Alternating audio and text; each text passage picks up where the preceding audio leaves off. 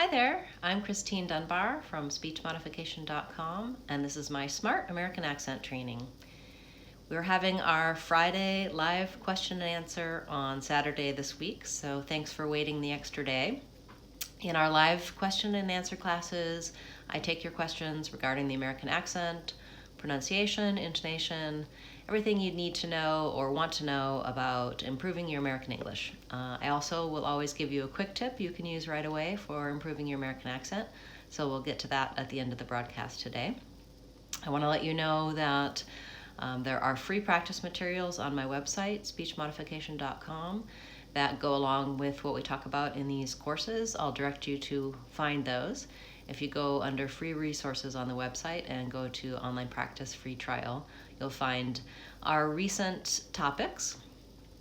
Today I'd like to talk a little bit about something that I hear about frequently from my students and my clients, and that is what we call homophones. So many times people will show me some written words and ask me, are these two words pronounced the same? Hello, nice to see you. So I get a lot of questions about words that are spelled differently, but people want to know, okay, why are these the same, or how do I pronounce these two words? So when two or more words have different spelling and different meaning, but the same pronunciation, that's called a homophone. And there are many of them in American English, probably because we get our words from so many different sources and our spelling is so inconsistent. And they can be really confusing when you're speaking English to know how to pronounce them correctly. When you see the spelling is different, you think maybe they should be pronounced differently from one another. So there are a lot of places, including on my website, where you can see lists of homophones. There's probably many that you're aware of and you're pronouncing correctly, but there may be still some that you have questions about. And in that case, it's helpful to be able to look those words up and determine how to pronounce them and if the pronunciation is the same. Homophones also create problems for people sometimes in writing because they don't know which of the spellings is the word that they mean to use in that writing. So for example, on the words to, T-O, and to, T-O-O, people are not always certain which to use where, or for another example, your and your. And so I'm creating some videos right now that will be available soon, highlighting some of these words, helping you know which one to use in which setting, how to learn what part of speech it is, and how to use it correctly. And then also pointing out any pronunciation concerns you might have about those particular words. So to check the pronunciation of a word that you're not sure about, use your online dictionary, and you can see the IPA symbol. Usually you'll be looking for the vowel. Is the vowel the same? But if all of the symbols are the same in the two words, then you know it's the same pronunciation. You can also listen to the words and hear whether the pronunciation is the same or different. If that's challenging for you because accents function like a filter on your listening as well as your speaking, then double check and look at those IPA symbols. So for example, some of these homophones that you might want to look at that we'll be seeing in my videos, but you can look up online. Let's look for an example. Okay, great. Shweta, if you want to ask your questions, go ahead. We can address those, and I can talk more about homophones as we proceed. So I'll keep talking, and as your question comes in, we'll stop and answer your questions. That's what this class is for. So thank you for bringing your questions today. Okay, so for the word here, we have H-E-A-R and H-E-R-E. This is here like listen, and this is here like the place. I'm here right now. But they're both pronounced the same, here, H. So the symbols for that would be looking for the vowel E and the vowel ear, here. So when I look up both these words in the dictionary, I'll see this same set of symbols for here. Another example, the words, this one has three. The words there, and there all have voiced TH, V, vowel A, and vowel air, there. So of course, it's confusing. Which of these theirs am I going to use? My video will highlight for you. Just a moment, I lost my place. It will highlight for you that the first there is the location, like I live there. The next there is possession. It's their, those are their phones, their shoes, their things. And the last one is the contraction for they are. So in any case where I could say they're going, they're having fun, I could say they are going, they are having fun. And I will also encourage you, and I'll talk about this in my video, that Americans will always use their, almost always, rather than they are. The only time that Americans are going to say they are is if I ask, are they going? Yes, they are. So if I'm using they are by themselves, I can't say yes, they're. That doesn't make sense. I would say yes, they are. But anytime I'm using there with additional verbs, they're going, they're having fun, they're talking about it, etc., I'm going to use that contraction there. So when I'm writing, I want to make sure that I use the correct form of there. My videos are also going to highlight those challenging pronunciations. So there has the voice th, which has for many people accent error patterns, and then ayer, moving from the a to the is challenging. So Shweta wants to know how to pronounce beginning, courage, guru, and refer. So beginning, 3 syllables, beginning, stress on the second syllable. That has the pure vowel I. The first syllable is more of a schwa or an I, beginning or beginning. I personally say beginning. And not yet. Okay, so I'm going to memory challenge Shweta if I can remember all of them. So beginning, make sure that you use an N and then an ing at the end. Let me just check what your other words were. Okay, so she wants to know courage. All right, so for courage, first syllable stress, and it's basically the k sound and an vowel same as in person or bird.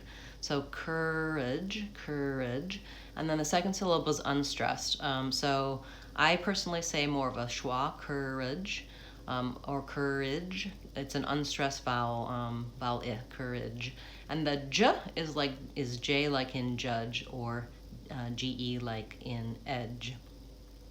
So courage. Next word was guru. That one starts with a g sound, and then u, the vowel u, and ru. So same vowel for both of those u's, but they're the vowel u, guru. First syllable stress. So that one's lengthened. Gu and ru is shortened. Guru. He was a guru to many people. Refer. Second syllable stress. So that first vowel e.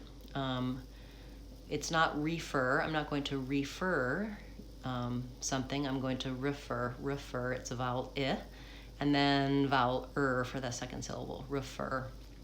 That was challenging, 2 R's at the beginning and the end. So practice it separately if necessary. Try fur, like F-U-R or F-I-R. That's another one of our homophones. Fur, it goes from the F directly into the vowel, and then refer, a shortened, reduced I vowel, refer. And then your last word was, just a moment, let me pull that back up. Your last question was how to pronounce not yet. So when I say not yet, I typically don't use an aspirated T. I don't say not yet. I tend to use a stopped T for both of those T sounds. So I say not, I go up to that T, I stop, hold there, I mark it, but I don't release the T. Not, and then yet has the ya glide. That's kind of like an E and an ya, and then vowel not yet. Second T on yet, I also stop it, not yet. I can say not yet, that's not incorrect, but it requires more articulatory changes, and Americans will typically say not yet. They'll stop both those T's. So good questions, thank you for asking those, and hopefully that answered your questions and explained the pronunciation of those. Thank you for contributing. So we were talking about homophones, And we had just gotten to talking about checking how to use which there to use of the 3 different theirs. So I will show you, let me just show you a list of some other common homophones that people frequently ask me about. And so we have where, that's basically both of these, where like the question word and wear like I wear clothes, same pronunciation. They're both going to be the w, the vowel a, and the vowel where. So when you look them up in the dictionary, you'll see where. 8, that's vowel a and a t, American T. So I'm going to say a, lengthen out the a and the I, diphthong. And I'll probably use a stopped T, which I'm going to symbolize with that little symbol there. So not 8, but 8, 8. Hello. And recognize, the G is silent. Yes, recognize. Actually, no, it's not. Recognize. I have to go to the G before I go to the N. Recognize. I use a stop G there, so I'm not saying recognize. There's no space between the G and the N. I release the G into the N. Recognize. So that's a very good question. It's very subtle. It almost sounds like the G's not there. Recognize. But you can hear the difference. If I say it with no G, recognize versus recognize, the second one is correct. You want the G to be marked. All right, we had another question. Let me just pull that up. Majid wants to know, simple strategy to master all the sounds so I'll be able to use it naturally. I'm interested in learning British accent and practicing each sound a day. All right, well, so for British accent, you probably want to take lessons or look at someone who speaks it with the British accent. So I'm not going to be a good model for that because I'm teaching the American accent and it's different than the British. But as far as your question about improving your pronunciation and simple strategies for learning sounds, your idea of taking a sound a day is a good idea, but I would stretch it out and make it more like a sound a week. Because you really need some time to practice on a new sound to be able to integrate that sound. And if you try to accelerate too quickly through the sounds, you won't really generalize those skills, so they won't come into your speech. I recommend taking a look at my 30-day accent challenge playlist, and the first few videos in there kind of help you set up changing your speech, how to practice, how to think about the tools you have around you for improving and pronouncing on sounds. You can also look at my sounds playlist. Now those are going to be the American versions of vowels and consonant sounds and not British, so you may want to find some similar videos for British English. But for the most part, if you're working on your English in general, I would say getting the sounds and the pronunciation first, and then you can kind of streamline that or refine that for the American accent or the British accent. Depending on where you're starting from, you're going to have the same patterns in British English or in American English as far as your native language affecting that. It's unfortunately not a super simple process to change your speech. It takes dedication, but it sounds like you're willing to take a look at it and try every day. And so I do think that if you start working on the commonly used words in English, identifying the sounds that you have accent patterns on, and working on those particular sounds, that's going to be most effective for you. So if your native language is Arabic, go to my website, speechmodification.com, and click on the Arabic links, and it'll tell you what the common typical patterns are for Arabic speakers based on your native language. So some examples there are voice sounds at the ends of words. You might be saying, not making a difference between the T and the D sounds, or the Z and the S sounds at the ends of the words. You have a tendency to devoice those. Arabic speakers also have a tendency to use an unaspirated P, T, and K at the beginnings of words. So rather than paper or talk, you might have more of a tendency to say paper or talk without the puff of air. So we, in American English and British English, say paper, people, and Arabic speakers will say more of an unaspirated P. It sounds like a B to us, paper, people. So you can look at my videos for that. Basically, if you look at the patterns that you have based on being an Arabic speaker and work on those patterns first, work on the TH, work on the R and the vowels. So I hope that helps you. Yes, so recognize, Shweta is asking, it is definitely, you're welcome, Majid, it's definitely a stopped G. So recognize, I'm not releasing that G, I'm just releasing the N, releasing into the N. So recognize. So we had another question. Pascal wanted to know how to say the NG endings and how to practice them. Okay, great question. So first of all, take a look at my video about the sounds of English for NG. I'll get back to you in a moment, Majid, for your question. So to practice on NG, first of all, try the words by themselves to make sure that you're able to make the NG at the ends of words. So try bring, thing, sing, talking. There's lots of verbs, lots of common words you can practice on. You want to make that in the back of the mouth close off, and you want to make sure that your tongue is back, talking rather than talkin'. You don't want your tongue going forward and making an N. And then you also want to make sure that you release, stop your voice, talking, before your tongue releases. So you don't want it to sound like talking. You don't want your tongue to release and add that extra sound. Once you can do that with words by themselves, the trick is then to make sure you can do it in phrases and sentences. So try 2-word sentences like talking about, talking about. We do link that NG to the next word, talking about, but you want to make sure that it doesn't become talking about or talking about. So then move from single words to 2-word phrases to repeated phrase practice works really well for any of our sounds, including the NG. So I might say, for example, bring a could be my repeated phrase. Bring a lunch, bring a phone, bring a jacket, bring a car, etc. You can come up with other repeated phrase practices to get that NG to move naturally into your everyday speech. So I think Majid had one other question. Majid wanted to know how long does it take. That depends on how much time you have for practice each day and how many error patterns that you have to correct. For most people, you'll notice a difference in your speech in about a month. And for overall changing and switching over, eliminating your accent, it can take 6 months or a year. If you have time to practice every day, of course, it'll happen faster. And if you're surrounded by American English or British English, and you're listening to that frequently and speaking in English frequently, then your accent will probably change faster as well. If you're only speaking English when you're practicing, it's more challenging. Of course, the more you do it, the more opportunities you have to practice and implement your new skills. Pascal wants to know,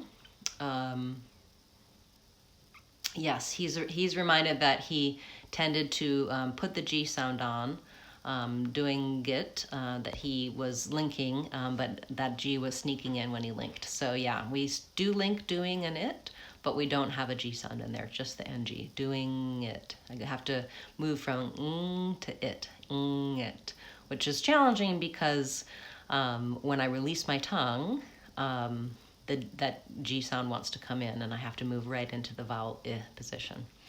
Okay, great questions today, guys.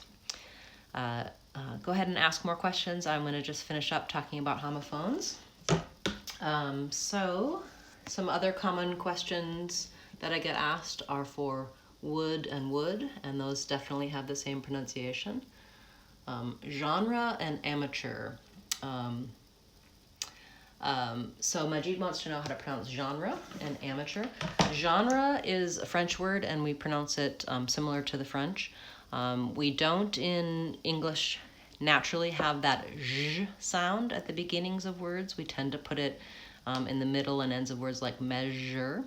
And so that's the sound that has to continue. It's like the SH, shh, but my voice is on, zh. So Jean, the vowel is vowel genre, and then the second vowel is schwa. Stress is on the first syllable, genre. And I think your second one was amateur, is that right? Let me check. Yeah, amateur. People, so if you're looking for British, I think they say amateur with a T. We say amateur with a CH sound, amateur. He's a real amateur. It's vowel a at the beginning, and that syllable is stressed, so it's long. And then it's vowel schwa, amateur, and then it's vowel So again, these, if I learn the IPA symbols for that, I can look and see it's going to have that upside down E for the unstressed schwa. It's going to have the vowel a that looks like an AE for amateur. And the genre is a funny, it looks like a funny Z with a tail on it for the zh sound. So hopefully that'll help you. These are questions many people have. I would say genre is one that many people ask how to pronounce it. And some of these words that come from other languages have alternate and different pronunciations for different people, depending on if you're British English, American English. There's some variation within American English as well. Shweta wants to know, when you say, hey, listen, and hey, look, when you're explaining something to someone, what's the difference between the two? Hey, listen, and hey, look. Well, I think I'd have to think about that. I think they probably mean something similar.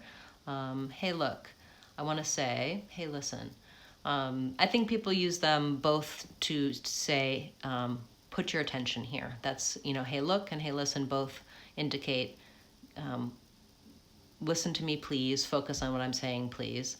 And I would say when I say look, I'm not actually telling someone to look at something. Hey, look, that's saying like, it is saying listen as well in that case. So I think you can probably use those interchangeably, whatever is more comfortable for you. I don't tend to use either one of those too much. So I'll research and see if there's any other subtle differences between those two, but off the top of my head, I would say they're interchangeable. Good question. Okay, so we have, I'll finish up looking through these homophones. We have sun and sun are the same. Weak and week. This one is like 1 week, and this is the opposite of strong. And then male and male. So that's like email or postal mail, and then mail like the gender rather than female. I'm not going to write these out, but if I did, you would see that the IPA symbols are the same for all of these pairs of words. And so I can look up both words in the dictionary, look at the IPA symbol and say, okay, yes, I know that the vowels are the same, the pronunciation of those two words are the same. And of course, there are many, many more homophones in English. I will, as I said, begin uploading some videos for those to help you pay attention to the pronunciation and the particular sounds. I thank you all for being here today and bringing your great questions. It helps me to know what types of things you're interested in finding out about the pronunciation for and the techniques for in terms of learning your American accent. So join me again next week. We'll be back to Fridays for our live question and answer, and I look forward to seeing you then. Remember to subscribe to the channel if you haven't already, and then you'll be notified when we do go live and when I upload new videos. And you can use the search tools on my channel page and type in your word or your question or the information you'd like to know more about, and videos that are relevant to that will come up for you. You can also comment on any of my videos, ask a question, and I'll direct you to where you can find the answer. Or if I don't have the answer for you, I'll make you a new video to highlight and explain what you're looking for. So again, thanks for being here today. I'm Christine, and that's it for today. I'll see you next week. Remember, if you want to sound American, you can do it. SpeechModification.com.